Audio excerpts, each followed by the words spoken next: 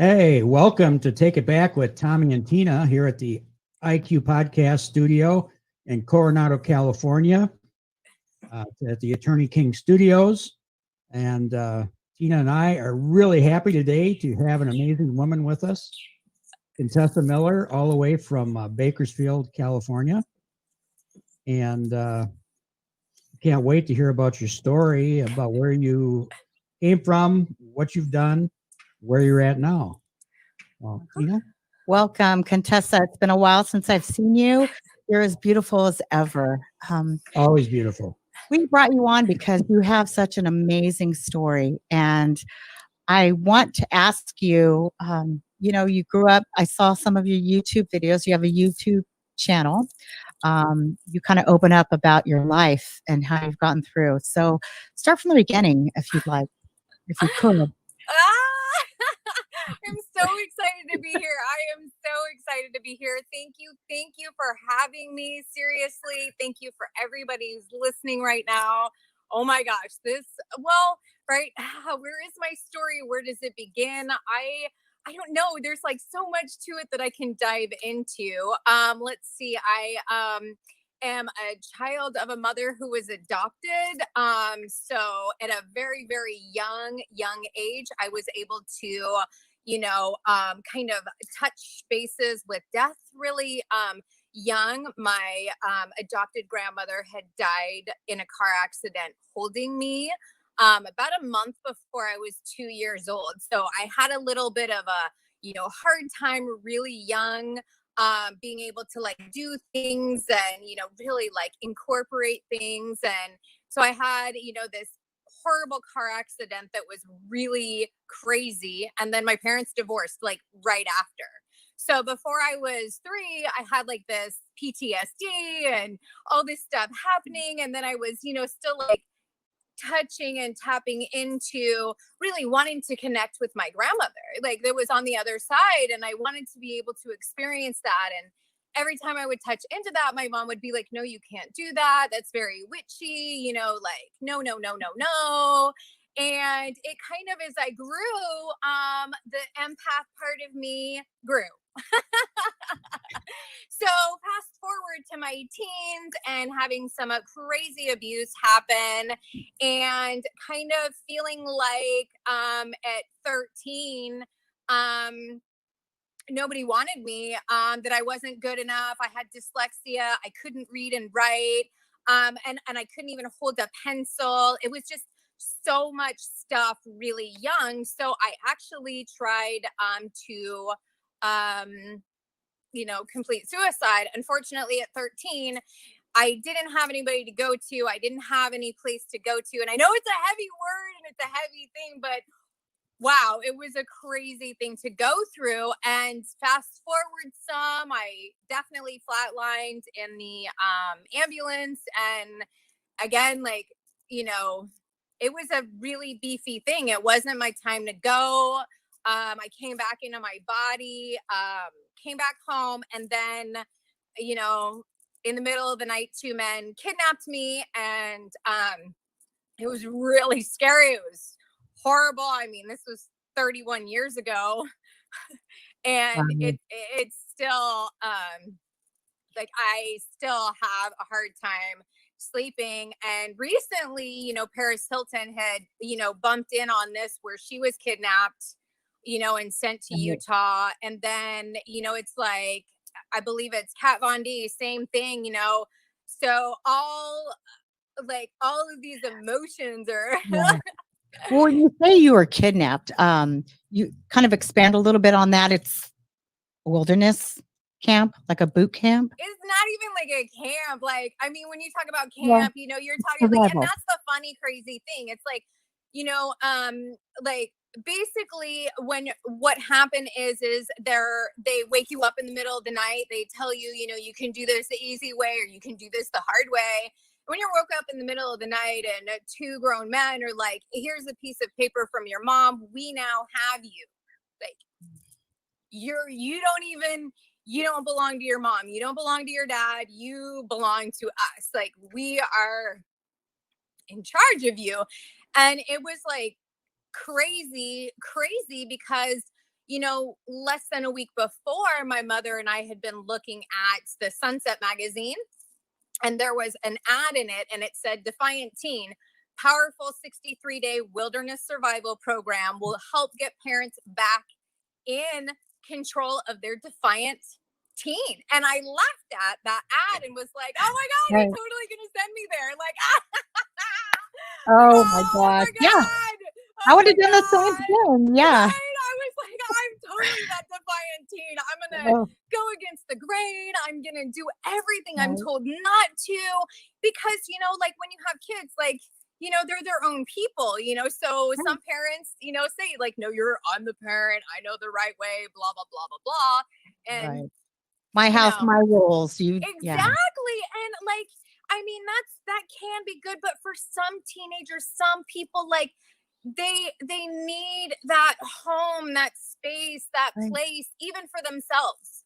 Like, we're all learning, we're all working on a battle. So when they came to take me, for me, it was like, what was going on between my mother and I, my own self, having my dad not really present, because he was a veteran from the Navy, and it was the beginning stages of him having Alzheimer's, very, very young. So he really wasn't there for me. So me being like in the middle of the night, these people coming, kind of in the back of my mind, knowing like, okay, like I'm in for it, 63-day minimum, like, maybe it's not so bad. So I was trying to pull the silver lining even before I was getting out the door. But there was that part of me that wanted to run and scream and, like, mom, save me, help me. Like, but it wasn't, that wasn't going to happen. Like, How long were you there? the first time, Oh, more than once, huh? the first time was 109 days. No way. Yeah, because they have you, like, you are there. So even if you graduate from these programs and you finish it, not camps, these are programs. Yeah, right. Like, they are programming your mind to change. They are programming you, like, and this was very like, I'm sorry, things are coming through my daughter. Yeah. But these, they're trying to program your mind to, like, change and fit and balance these challenges of life. So the first time, it was like a program. Your first 3 weeks are primitive. They knock you down. There's no food for the first 3 days. You're strip searched. Like, everywhere. Yeah, your whole feeling like, oh, I'm in charge. No, that's out the door. Like, and it was crazy. It was just being strip searched, knowing that there were occasions where they would blindfold us when we were out there. So going from, like, the car, from my house to the car, then a private jet was there at the airport. I was blindfolded from, like a certain point in the like getting from the gate to the plane even. So it was like, like, whoa. And then as we got on the plane, they, hey, this is what's going to happen. Do you know why this is happening? And I was so frightened. Well, they're like, you get rice and oatmeal. That's it, and you're like, oh, okay, yeah, rice and oatmeal's great. Well, okay, no, like, this is rice and oatmeal, like, on a fire, if you're able to get the fire, like, on, like it's not easy. It wasn't easy. So did they make you work for your food? Is that what you're trying to say? Or is it kind of sometimes? Okay. Like, sometimes. So the first 3 weeks, the first 3 days, there was absolutely no food, minimal water, very little, if any, toilet paper. I mean, sometimes I got 2 squares. Some people will, like, say that wasn't true, but you know what? It was true. It was hell. It literally was hell. So it's like, after that first 3 days, I was handed a can of peaches and told, go get a stick. And then that stick was like, I had to pretty much sharpen it or smooth it down with a rock. So everything was completely and totally primitive. We had to figure out how to get the can of peaches open. And if you haven't eaten in 3 days, your stomach, the sugar of peaches is like, oh my gosh, like, but peaches, you know. So, I mean, if there are any of those wilderness kids out there right now that remember the taste of their first bite of peaches with their little stick that they're trying to stab it with and eat, you know, it's like, oh, it was incredible. The scary parts were like, hey, I need to go to the bathroom, and you know, you got to go over to that bush, and then you have to song and dance because, you know, kids would run away. You know, so the staff members would have to make sure, where is everybody? Who is everybody? Like, song and dance, you know, and if you're not doing that, it's pick up a rock. If you didn't have the rock, it became bigger. I had a lot of rocks.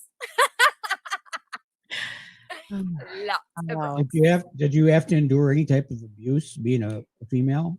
I would say that my abuse was me not necessarily really like hiking and being picked up and dragged. As for any like sexual abuse, that had been happening in my household. And so Right. it literally was like I was actually safer out in the wilderness at the time No. than I was at home. Now, were there some girls out there that had some things happen? Absolutely. You know, like it happens. Were there some boys that it had it happen?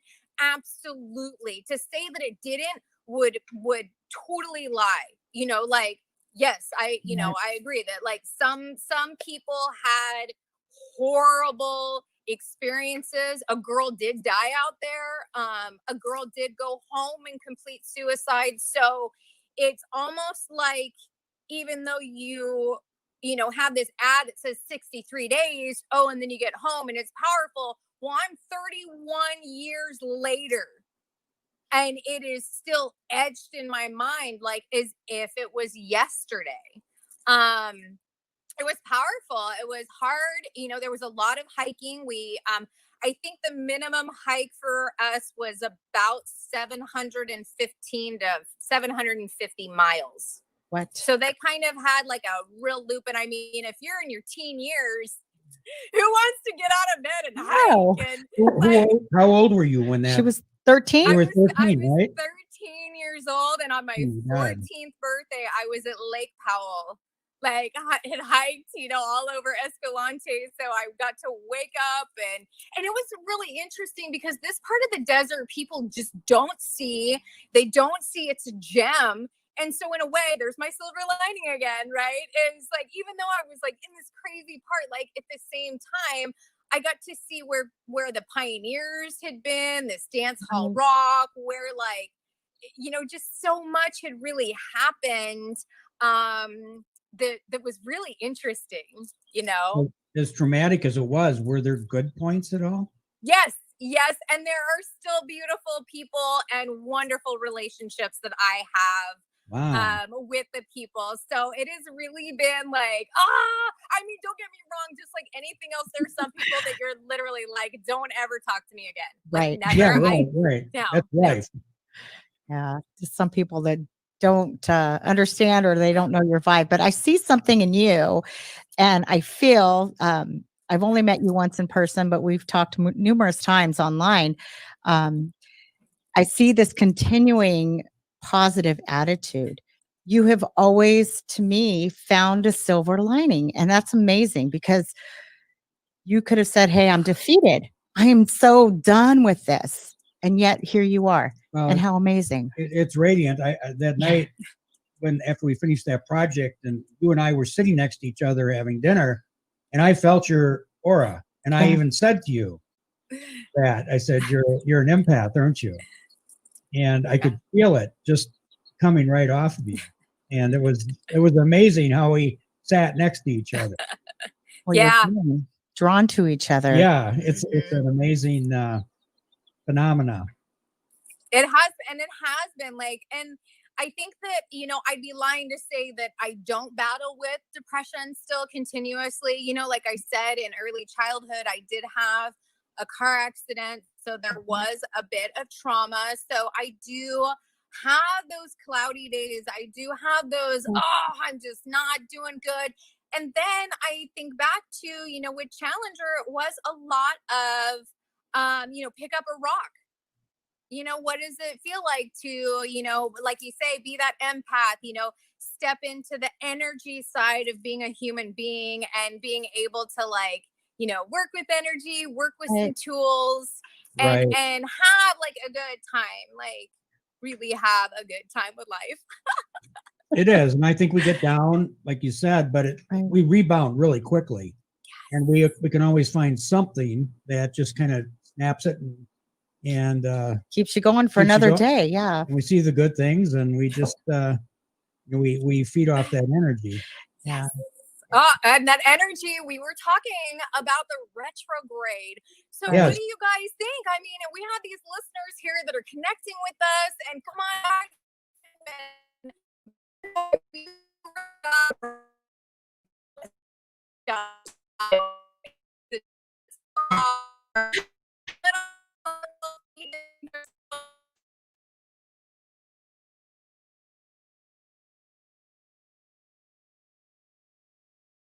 Bob and be like, okay, guys, like this retrograde is gonna do this and this and this to us and pull our emotions. Like, what do you guys do when the planets start changing and shifting?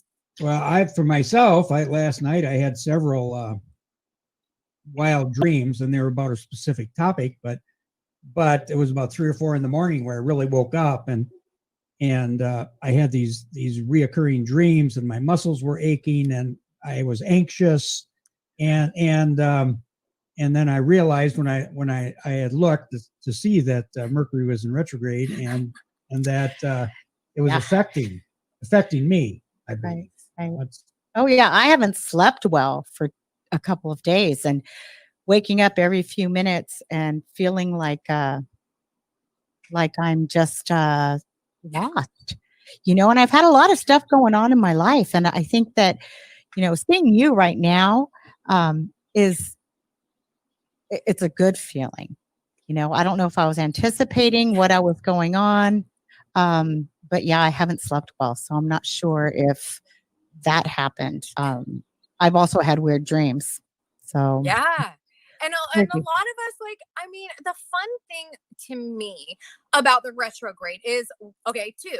1, we get to step into our shadow self, those things we don't accept, those things that we're afraid people are going to judge us about, our quirks and our, all that stuff.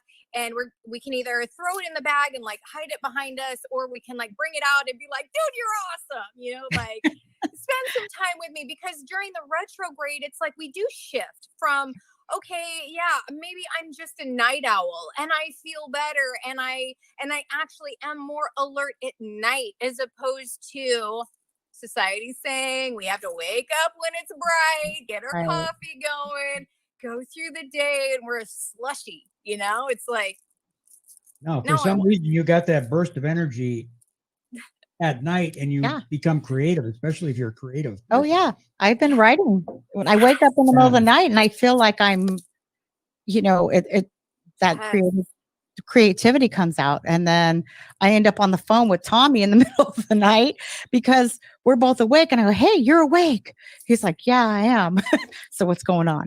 Now I'm going to call you. You're like, I'm going to reel you on in here. Yeah. Well, you're talking that got a stalker, and they've been stalking me, stalking our podcast, the station. It kind of came to a head last Wednesday night. I think it was Wednesday. And it really, really caused a lot of issues for me psychologically. And I kind of lost it, and I shouldn't have, because it made me say some things online I shouldn't have. I got sucked into this rabbit hole because I just couldn't take it anymore. And we ended up talking about it that night.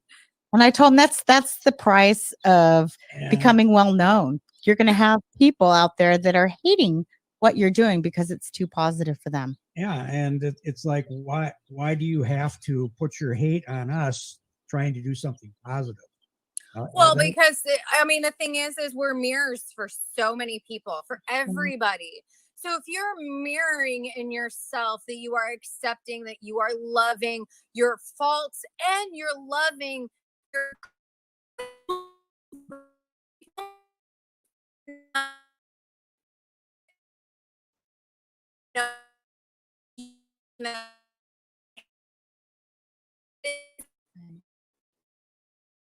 Um,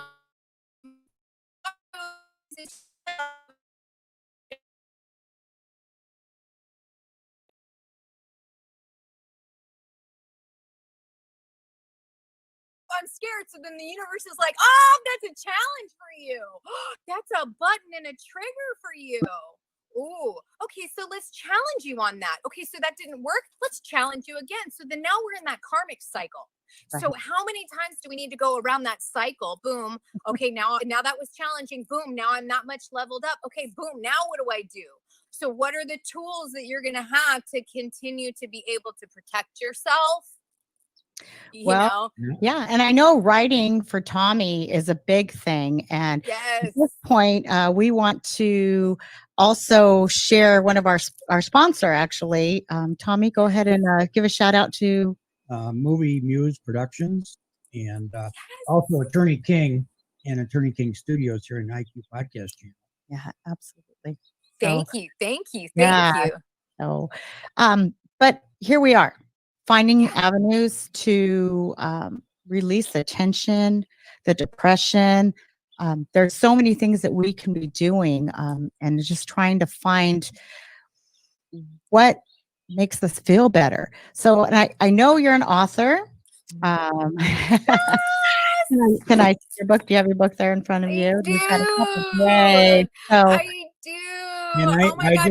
I just read it actually, and Lydia, my wife, has it now, and you talked to her last Friday.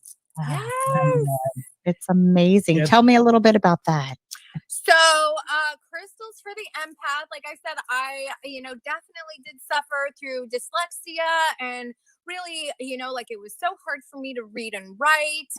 Being able to have crystals incorporated into my life helped so much. And my love of photography. So I just kind of threw it all into one book.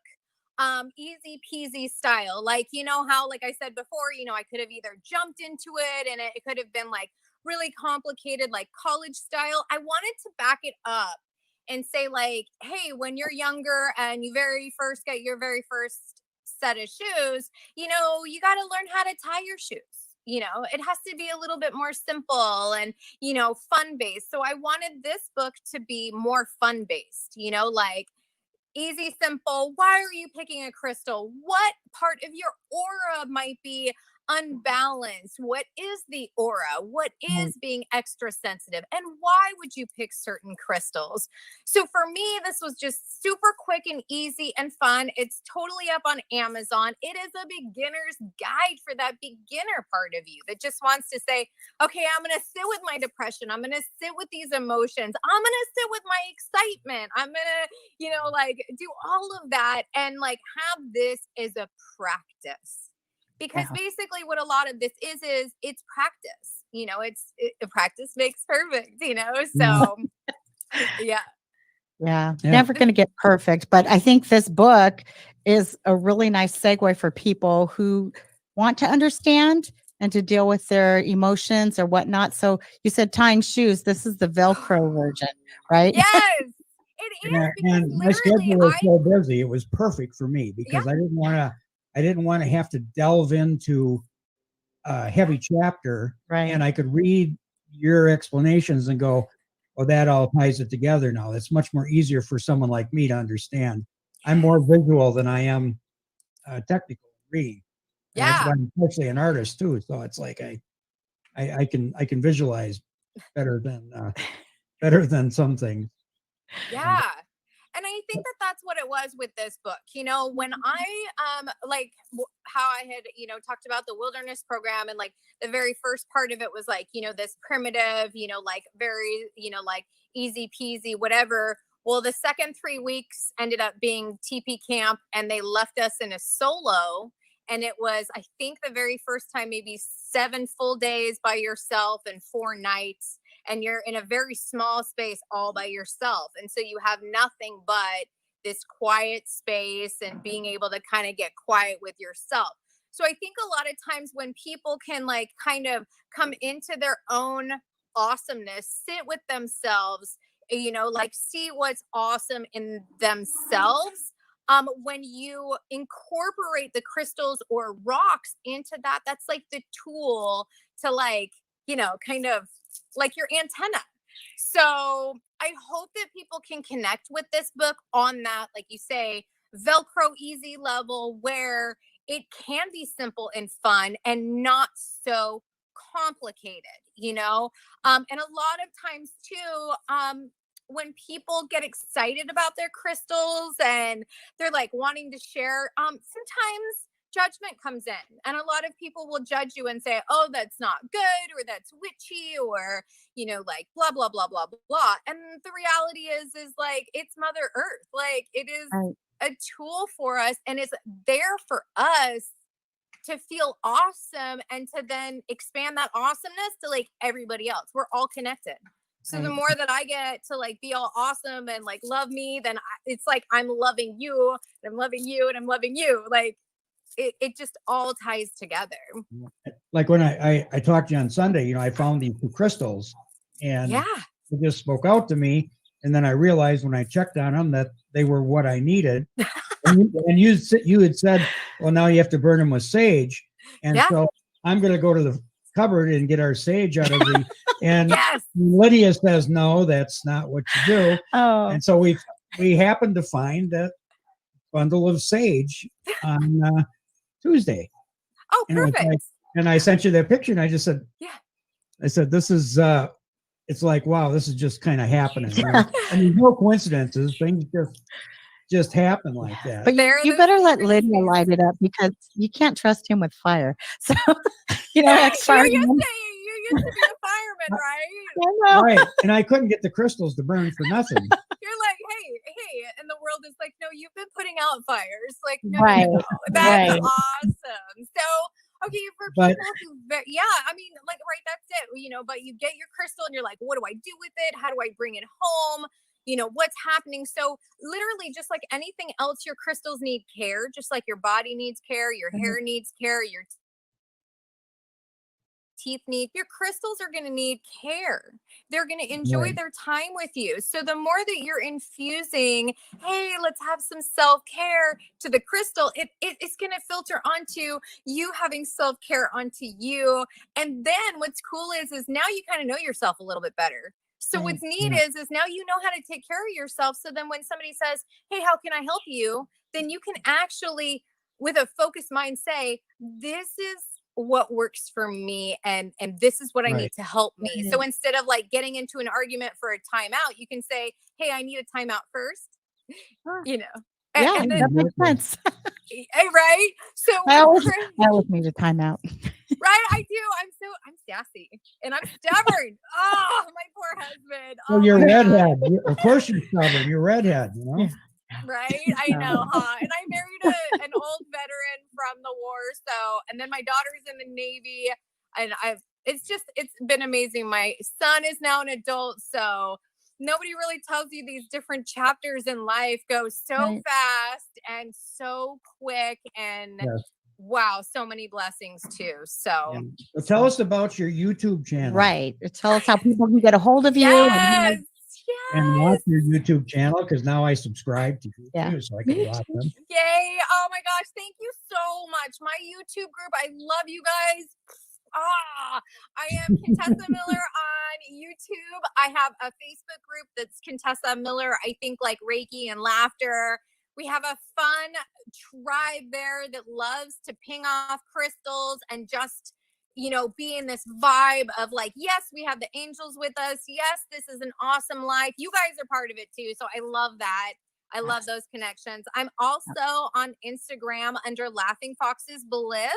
That is my Indian name that I got from Challengers Challenge was Laughing Fox. And that's just always been my name. So it kind of stuck and stayed. And so, I was wondering how you got that handle, and I'm glad you brought that up. Yeah, so, right. My dad, he used to call me Laughing Fox. And then, when I was kidnapped and sent out there during the second 3 weeks, they give you go on your, timeout and you're in solo. And then when you come back and they do this naming ceremony and you're not, Contessa anymore. Now you're laughing box. Laughing So I was like, it just was what it was. So it kind of stuck. It's always stayed there. So on Instagram every day I try to ping out some awesome cards and crystals, because I just think that these messages are there, and I love being a guide for the messages. I just think that it's such a fun connection to just pull it all together. Oh, that's awesome. Yes. How else can people get a hold of you, Contessa? Who want if they want a reading. You do readings. You do so much. I do readings, I do weddings, I do Reiki. Usually you can get a hold of me on Facebook or Instagram, or like you say, you can find me on YouTube. And it takes me a second to get back to people, on YouTube, like right away. But I promise you, I read the comments and I will get back to you. And I look forward to those readings. So definitely in the comment or in the inbox, let me know that you found me on this show. And yes, we'll do a little bit of a nice discount for you on there. For sure, if you're a veteran, you're going to definitely get a good discount. I love my vets. Yeah, again, on Facebook, it's Contessa's Corner, Healing, Crystals, Reiki, and Laughter. So you guys look out for her. And we've enjoyed having you here. I want to have you on again. Yes, so, I would love because that. we only touch a portion of your story. Yes. Right. It's so fascinating that I know our listeners are really going to be interested in this program. Yeah, check her out on Facebook. Again, thank you again for being here on the Take It Back show with Tommy and Tina, sponsored by Movie Muse, here at Attorney King Studios on IQ Podcasts in Coronado, California. Contessa, much love. So much love to you. So much love to the listeners and all of us awesome survivors out there. Woo woo. Absolutely. All right. We'll see you soon. All right. Yes. So much love. All right. Take care. Mwah. Mwah.